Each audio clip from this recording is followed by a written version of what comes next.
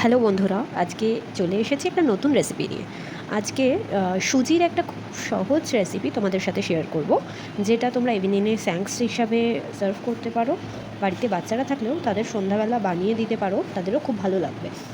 সহজ খাবারটা বানিয়ে নেওয়ার জন্য ভিডিওটা খুব মন দিয়ে দেখতে হবে। কিন্তু প্রথমে একটা কড়াইতে জল দিয়ে হালকা গরম হলে তাতে নুন আর সুজি পরিমাণ মতো দিয়ে নেব। সুজিটা ভালো করে নেড়েচেড়ে মিশিয়ে নিয়ে আর হালকা সেদ্ধ হওয়ার জন্য কিছুক্ষণ টাইম দিতে হবে। সেদ্ধ হয়ে গেলে সুজিটা দেখবে মাখা মাখা হয়ে এসেছে, তখন গ্যাসটা বন্ধ করে নিয়ে যখন দেখব সুজিটা কড়াই থেকে ছাড়তে শুরু করেছে, জলটা টেনে নিয়ে, তখন গ্যাসটা বন্ধ করে নামিয়ে নেব। এবার হালকা হাতে সুজির থেকে কিছুটা কিছুটা করে সুজি নিয়ে শেপ দিয়ে নেব নিজের পছন্দ মতো। আমরা শেপ দিতে পারি। ওকে, সব কটা রেডি হয়ে গেলে কড়াইতে তেল গরম করে এক এক করে ভালো করে ভেজে নেব।